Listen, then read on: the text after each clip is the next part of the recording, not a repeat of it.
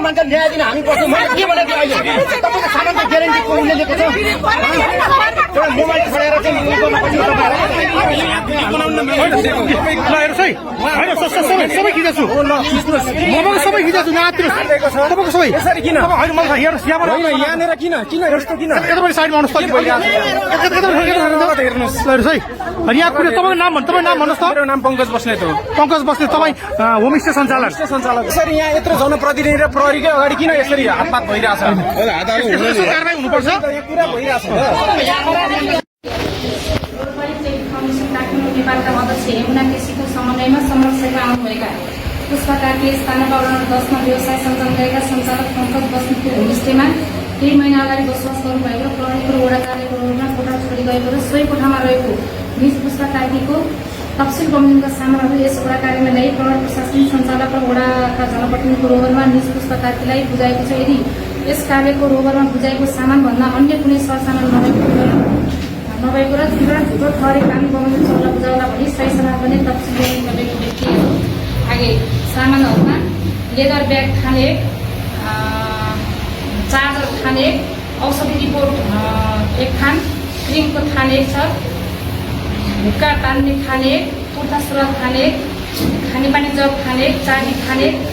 गरी जम्मा टोटल 8 खान छ। पाना नम्बर 1 मा भएअनुसार निज पुष्पा कार्कीले दिएको विवरण अनुसार सो सामान विवरण 8 खान सम्बन्धित व्यक्तिलाई यस वडा कार्यको जनप्रतिनिधि संस्थाका अध्यक्ष र प्रहरी प्रशासनको रोभरमा बुझाइदिएको। यदि विवरण झुकाई ढाँटी गराएको छैन माथि उल्लेखित विवरण बाहेक आजको मितिमा बसोबास गरेको होमस्टेमा कुनै पनि सरसामान नभएको ठिक साँचो विवरण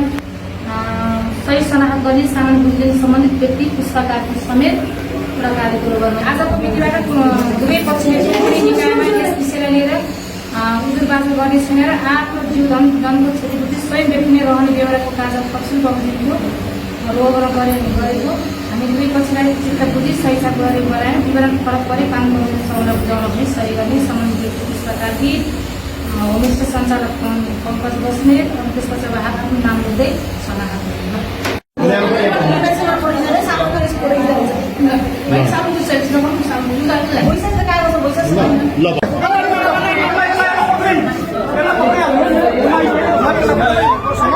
यहाँ सहमति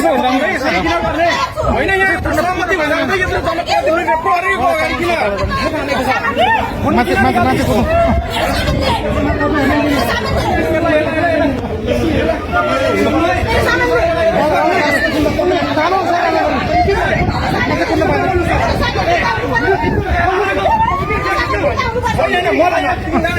मान्छे कुनै आयो के हो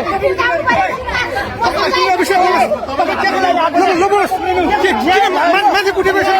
मान्छे किन कुटेको मान्छे किन कुटेको मान्छे किन कुटेको मान्छे कुट्ने मान्छे कुट्ने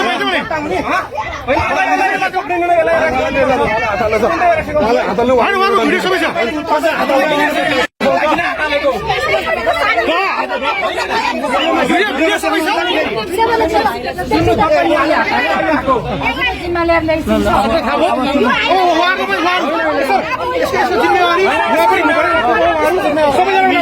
सबैजना भाइ सबैजना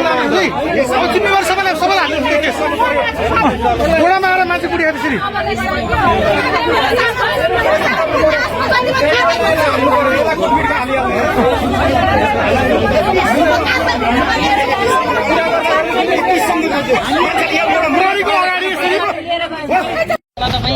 ब्लाइन्डली मिस्टेक हामीबाट भइसक्यो कसरी भयो भने तपाईँले इन्ट्री गराउनु पर्थ्यो इन्ट्री गराउनु भएन उहाँले इन्ट्री गर्नु बिना आधार हामीले कुनै मलाई त भन्नु त प्रमाण चाहियो नि कानुन गर्नु त प्रमाण चाहियो नि प्रमाण बोल्छ होइन अनि मेरो मैले सहरमा फोन गरेर भनेको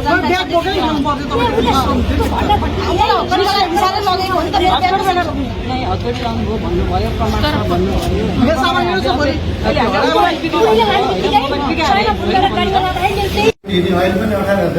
बाँकी छ त्यो पनि चाहिँदैन जबरजस्ती उसको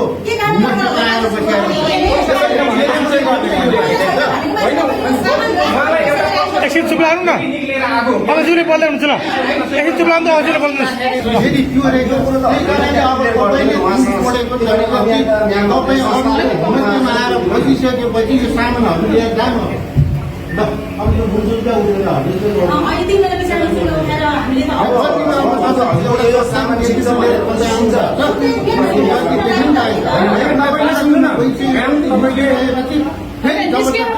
भुइँमा आएर बस्ने निकालेको होइन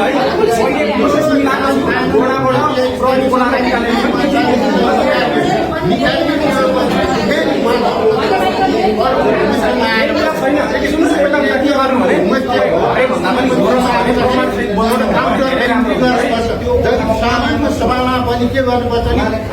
आफ्नो घर बना सामाजिक काउन्टरमा इन्ट्री गर्नुपर्छ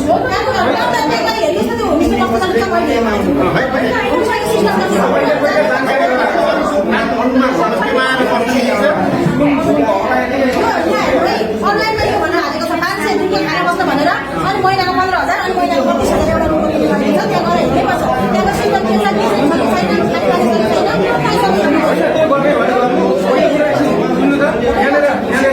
तपाईँलाई 500 खाना भनेर काम हुँदैन जे पनि भनिदिनु ठिक छ